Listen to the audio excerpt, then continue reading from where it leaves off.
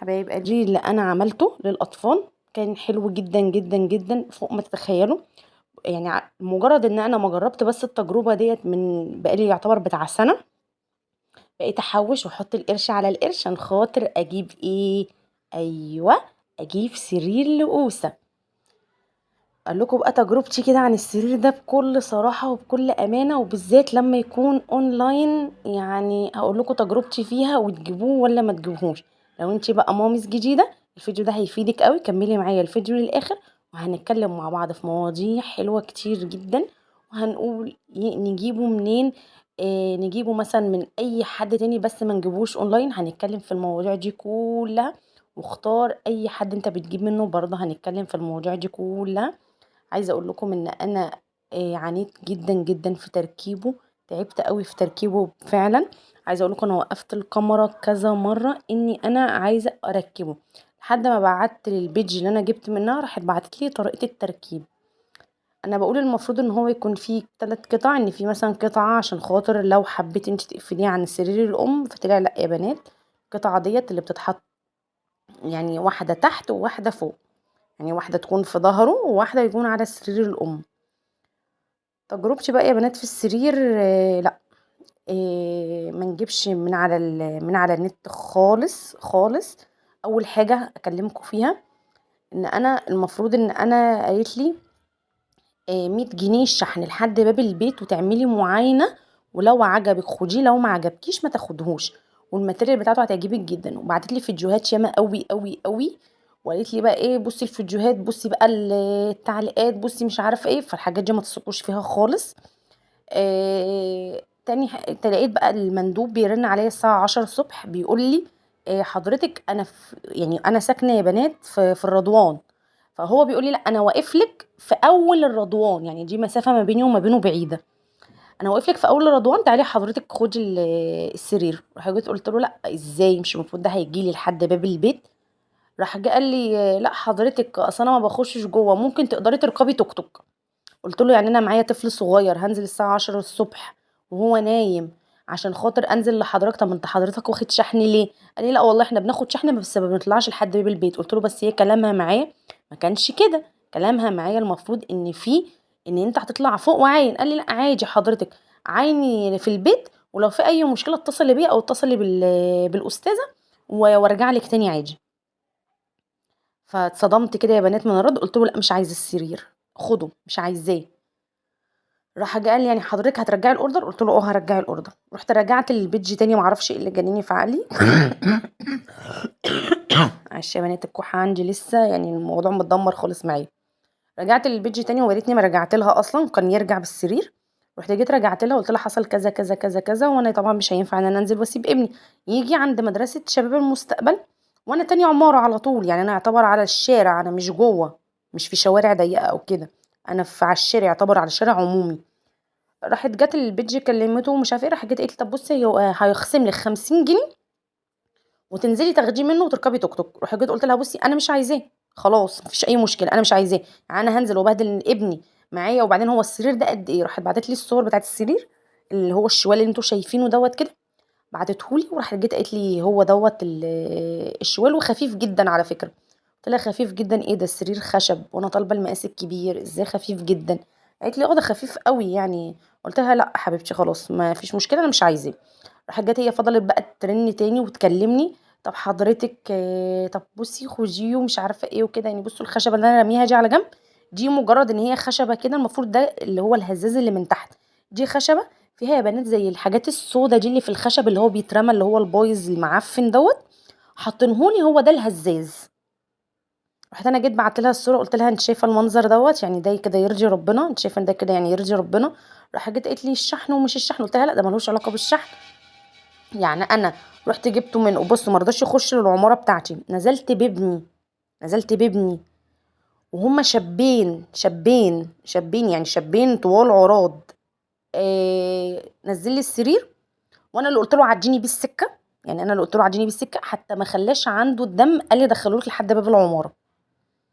انا عندي على اول العماير بتاعتي في واحد بتاع فراخ، سبت عنده السرير وطلعت ابني فوق ونزلت جبت السرير. عايزه اقول لكم اتمرمطت حرفيا، السرير تقيل جدا ووجع لي ايدي.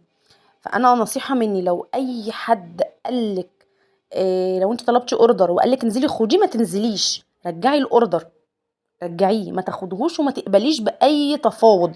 يعني هي قعدت تعمل معايا مفاوضات، تقول لي ايه، طب هو هينزل لك هنا، طب هو بص هيجي لك هنا، إيه مش انت قلتي انت ساكنه على الشارع، طب هو هيجي لك هنا، طب ما انا ساكنه على الشارع بس في مسافه 3 عماير، انا هشيل السرير ده ازاي؟ وتقيل قوي يا بنات، تقيل قوي قوي قوي. فبجد حسبي الله ونعم الوكيل في اي حد ما بيراعيش ضميره، ما بيراعيش شغله. وهي قالت لي ان هي هتنزل لي 50 جنيه خصم على الشحن، عشان خاطر اللي حصل ما عملتش الكلام ده خالص. ولحد دلوقتي انا مكلماها وبعت لها الصور عن الخشبتين اللي هم مبعوتين شكلهم وحش جدا، يعني بشع، وبرده ما ردتش ولا اي حاجه. فبجد انا الفيديو الجاي هنزل لكم البيج بتاعتها، نصيحه مني ما تجيبوش منها خالص بجد بامانه. حسبي الله ونعم الوكيل في اي حد ما بيراعيش شغله.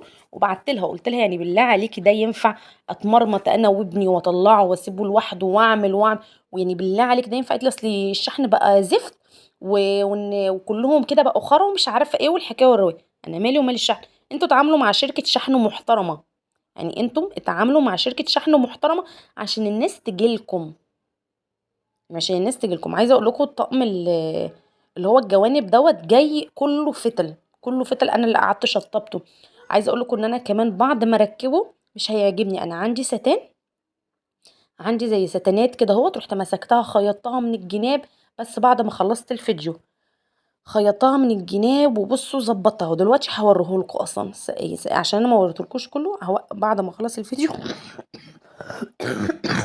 بعد ما اخلص الفيديو هصوره لكم نوريه لكم. لو وصلتي بقى لحد هنا يا مامي، متنسيش تعملي لايك وتعملي كومنت حلو من قلبك وتقولي ايه رايك في السرير. بصوا هو تجربته جميله كسرير للبيبي، واللي انا كنت عاملاه لو انت معكيش يعني ما كانش معاكي ماديا شبهي، حوشي واعملي السرير الاقتصادي اللي انا كنت عاملاه. عايزه اقول لكم دوت بقاله سنه يا بنات انا عاملاه، وابني كان بينام فيه، بس المشكله ان انا كنت حاطه بطانيه زي ما انتم شايفين، والبطانيه دي بقت تحرر ابني وبقى يتخنق جدا. طبعا انتوا عارفين ان الدنيا حر قوي. فانا بقى كنت بحوش القرش على القرش لحد ما جبت السرير الجميل دوت. وعايزاكم تقولي لي رايكم بامانه. طبعا كماتيريال سرير مش حلو خالص. فنصيحة مني ان انت تجيبي الحاجة قدام عينك، تعرفي مكانها بتتباع فين وتروحي تشوفيها وتقرري اذا كنت تجيبيها او ما تجيبهاش، عشان حرام. احنا دلوقتي الفلوس بنحوشها بصعوبة جدا، فالله يكون في عوننا. فلا، عايزه اقول لكم بقى مسكتها كده بدبابيس، طبعا ما تخافوش جدا من الدبابيس ديت، يعني يعتبر الدبابيس دي تحت. فعايزه اقول لكم مثبته المرتبه جدا، ولحد دلوقتي يعني الملايه ما اتحركتش من مكانها. وبصوا تحفه. انا اخترت الشكل دوت اللي هو عليه الفيل والزرافه والحصان ومش عارفه ايه، عشان هو طبعا ولد. واخترته يكون لونه ابيض، بس هو ما جاش ابيض، جه زي سكري كده، بس حلو برضو. كتجربتي كسرير اطفال حلو قوي بجد، ما فيش اي ام تستغنى عنه. بصوا بقى يا بنات، انا كتير قوي كتير قوي قبل ما اجيب السرير كان كله يقول لي، قبل ما اخلف كان يقول لي ما تجيبيش السرير ملهوش لازمه، كده كده البيبي بينام جنبك بالحكايه والروايه ومش عارفه ايه. لا لا، مفيش الكلام دوت. جيبي لابنك سرير او بنتك سرير، افصليهم، كده احسن واريح، بدل ما انت تكوني خايفه طول الوقت. الفيديو بتاعي كده يا بنات لحد هنا قرب يخلص، واستنوني بقى في فيديو جديد ويوم جديد. تشتركي في القناه وتفعلي زر الجرس وتقولي لي الفيديو ده قيمتيه قد ايه. وهنتكلم مع بعض في حاجات تانية كتير، وهنتكلم على الطقم السلسيني ان شاء الله الفيديو الجاي. هنتكلم على طقم الحلل عامه. عايزاكم بقى تقيموا الفيديو وتقولي لي الفيديو بتاعي حلو ولا وحش، وبتحبوا فيديوهات من النوع ده ولا لا. يعني قولوا لي كده ايه رأيكم. ايه رأيكم نتكلم على فيديو في المواضيع ديت. المواضيع دي بجد حلوة لأي مامي جديدة، عشان خاطر تجيب الحاجة اللي ليها لازمة واللي ملهاش لازمة، السرير ليه لازمة. واستنوني في فيديو جديد، وباي باي. يا بنات دي كده مخدة جاية مع السرير، ده كده السرير شكله اهو. ده المفروض الجزء اللي بيتحط هنا ما بين السرير، بس انا عملته كده زي كام خده وخيطته. بصوا بقى الستانات دي انا اللي عملتها، الستانات دي انا اللي عاملاها يا بنات. هي المفروض جاي معاها ده. بصوا هو ده اللي جاي معاها طبعا، يعني لا يوجد خالص، يعني ما بيتربطش اصلا. بصوا عايزه اوريكم كده بالتفصيل. بصوا شايفين طوله لحد فين؟ يعني انا لو هربطه ازاي، انا هربط ده كده ازاي؟ شايفين؟ فانا عملت الستان ده كده من عندي انا، وعملت دي كده اهي في النص. بصوا اهو، ده كده شكله. عايزه اقول لكم بقى الملايه ثابته جدا يعني. هنا بصوا، بصوا وقع. عامله الستان ده كده يا بنات بالمنظر دوت، وده كده شكله اهو. قولوا لي برده ايه رايكم. وده قوسه مالكمش دعوه بيه.